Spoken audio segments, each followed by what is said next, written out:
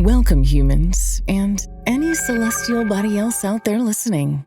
This is Curious Minds, Infinite Answers.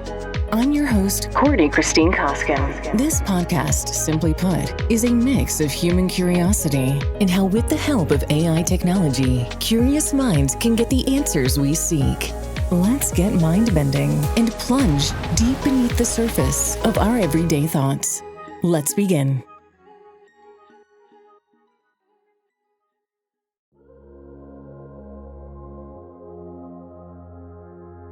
Have you ever wondered who's behind your thoughts? Like, really paused and asked yourself, who's in there watching all of this? Watching your mind jump from past to future. Watching your feelings rise and fall. Watching your bodies change, your preferences shift, your dreams evolve. But you, the one who's watching, somehow stays constant, familiar, silent, still. That's the space I want to explore today. Because behind your name, your memories, your story, there's something else. Something more subtle. A field of awareness not touched by time. Today's episode is about consciousness. Not just the kind we talk about in psychology textbooks, but consciousness as a mystery, as the essence of what we are.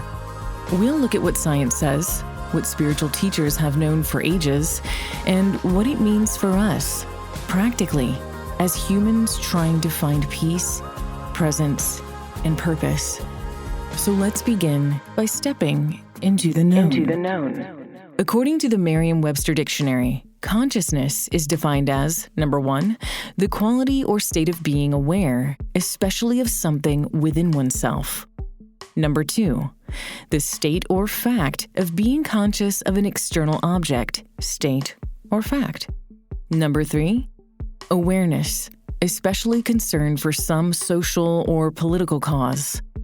Dictionary.com defines consciousness as, number 1, the state of being conscious, awareness of one's own existence, sensations, thoughts, surroundings, etc. Number 2, the thoughts and feelings collectively of an individual or a group of people.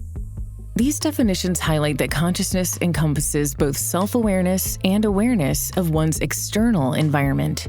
Okay, now let's step into the lesser known. Science has given us explanations for a lot of things: biology, chemistry, gravity, electricity, even black holes. But consciousness? That's still one of the greatest mysteries we face. David Chalmers, a philosopher of mind, coined what's called the hard problem of consciousness, and it's this. How is it that physical processes in the brain, neurons firing, chemicals moving, result in experience? For instance, why does pain hurt? Why does music move us? Why does the color red feel red?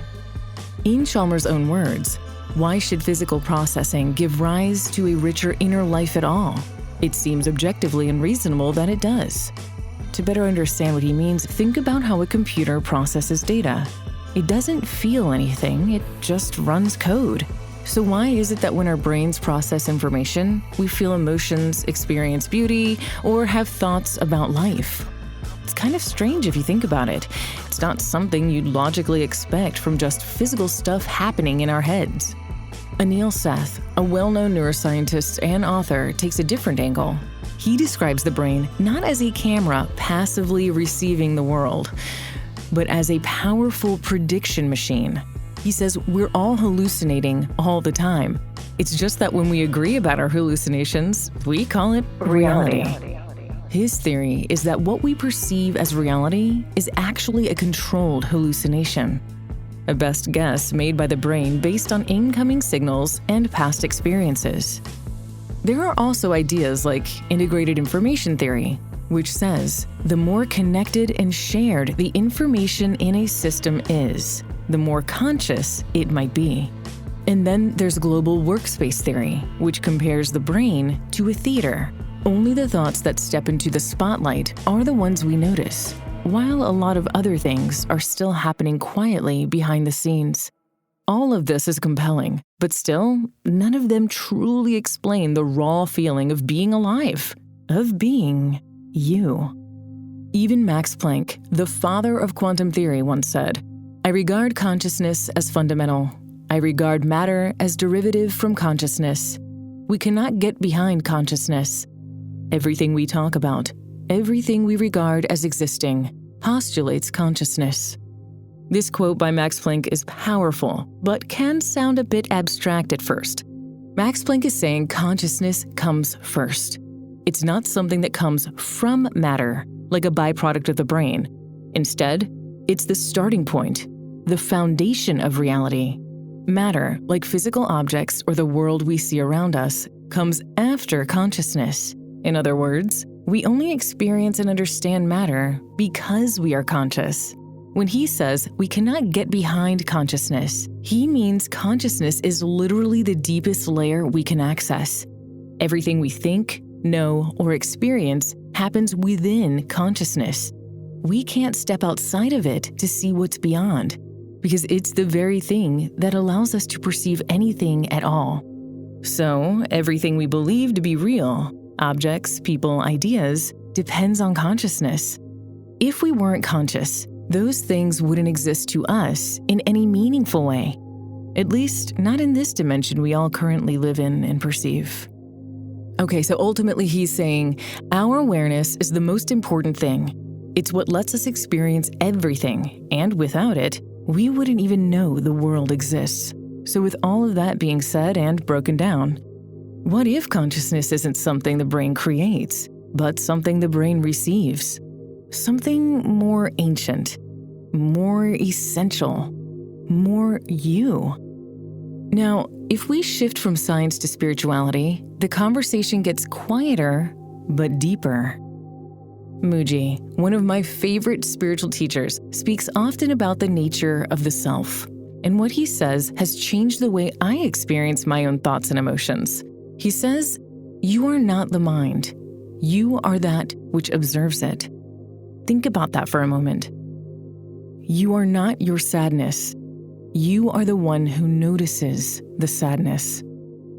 You are not your anxiety. You are the one who feels it, but isn't defined by it. You are not your story. You are the space it's playing out in.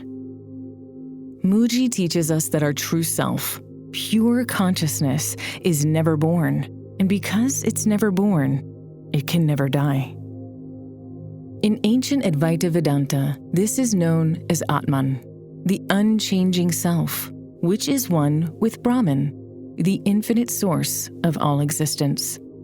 Eckhart Tolle echoes this in modern language. He writes, "You are not your thoughts. You are the awareness behind them." And Ramana Maharishi, the sage who taught in silence more than he did in words, invited people to ask a simple question. Who am I? Not to find a label or identity, but to go beyond it, to reach the root of awareness itself. Rupert Spira, another contemporary teacher, puts it like this: consciousness is the ever-present reality in which all experience arises. When I sit with those words, I don't just understand them, I remember them. Like I already knew and just forgot. Let's pause here. If you're able to, close your eyes. Take a deep breath and just notice. What's noticing?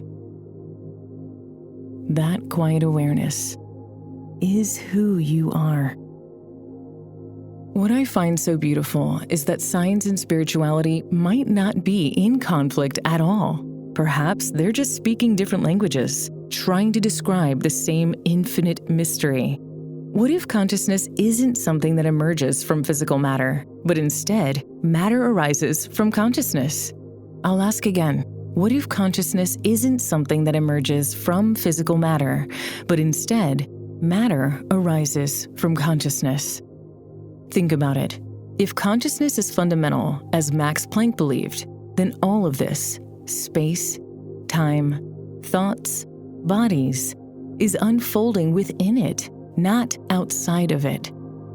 Keep in mind, everything we know is learned from humans before us. Every word we have created, every color we have designated, every flavor we have tasted, every place we have gone and have yet to go. We don't know what we don't know, but we can continue to learn and unlearn what we need to. What we call bridge thinkers, people like Deepak Chopra and Bruce Lipton, have spent years trying to connect the dots between biology and consciousness. Donald Hoffman, a cognitive scientist, goes so far as to say that space and time themselves are not even fundamental. He believes we evolved as a simplified, quote-unquote, user interface of reality to help us survive, not necessarily to see truth, and that consciousness is the real fabric beneath it all. So here's the mind-bending question for today. Can we measure something that is the very source of measurement? If consciousness is the awareness that gives rise to all experience, how do we step outside of it to study it? Maybe we can't. Maybe that's the point. And maybe that's why the ancient mystics simply sat in silence, quieting the mind, entering deeper into what lies separate from the mind and body, that which perceives the mind and body. So what do we do with all of this? What good is understanding consciousness, or what little we know of it, if we don't integrate it into how we live? For me, the turning point came when I stopped identifying with every passing thought, when I learned to observe without attaching to that thought. This was actually pretty trippy the first time I started to be able to do this. Seriously, try to literally catch any thought that comes to your mind without just autopiloting on through and observe it. Where did it come from? Why did it come from? What purpose does it serve?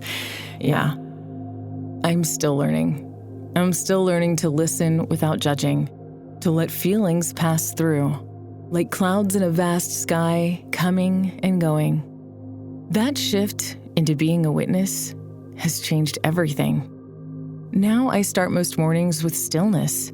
I make my mushroom coffee, sit with my notebook, and ask myself, who am I and who do I want to be before the fluttering of thoughts begin?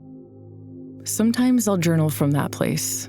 Sometimes I'll just sit and breathe, noticing the aliveness of awareness, the energy pulsating through my body, and I'll likely have the guru Mooji playing on the TV in the background. And when life feels chaotic, when stress creeps in, or my mind wants to spiral, I do my best to remind myself, I am not the clouds or the storm. I am the sky.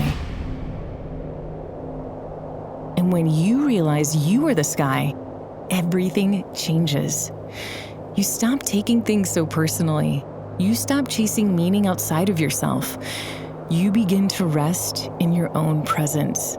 And from that place, love, clarity, peace, they rise naturally. Because that is who you naturally are. So maybe this isn't about learning something new. Maybe it's about remembering. Remembering what you are, beneath the noise, beneath the labels, beneath even your own reflection. Guru Mooji says, you are the unchanging awareness in which all change appears. Eckhart Tolle reminds us, the moment you know yourself as the awareness behind your thoughts is the moment you break free. You don't have to go anywhere to find consciousness. It's not out there. It's here. Now. You're living in it. You are it. If the truest essence of you was never born, can you ever truly die? What remains when all else fades? You do. The you that watches. The you that simply is. I'd like to leave you with this thought to ponder and hold on to as long as you wish and leave it whenever you need to in order to go between what matters here in this physical life and what ultimately is beyond it. This came to me personally, and it really resonated with me and helped me kind of wrap my head around life and death and who we are in our physical bodies and what may come after our physical bodies are no longer. You know, when you dream, everything feels so real in that dream.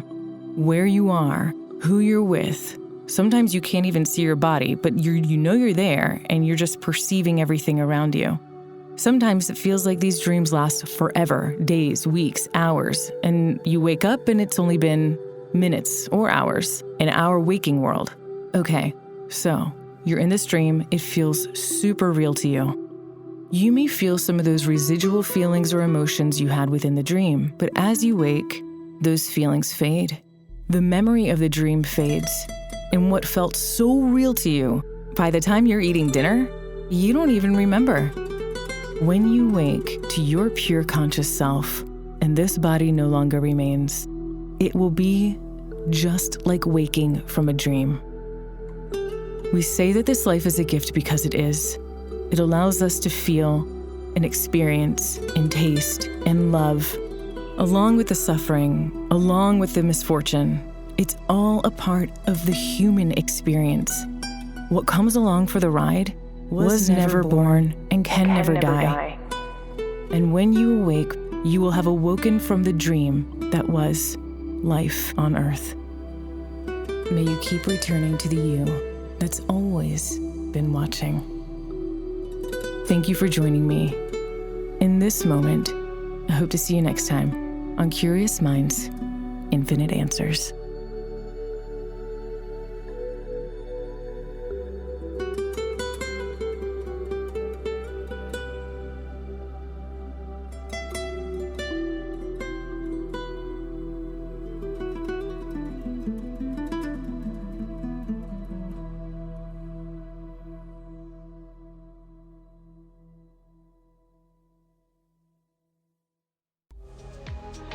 Thank you for tuning in to Curious Minds, Infinite Answers. I'm Courtney Christine Koskin, and I hope you'll join me for next week's episode as we proceed down the path of curiosity and discovery, uncovering various topics along the way. If you have any comments or want answers to your burning curiosities, drop me a line in the comments below. Until we meet again, find the good in the world, and if you can't find it, be the good.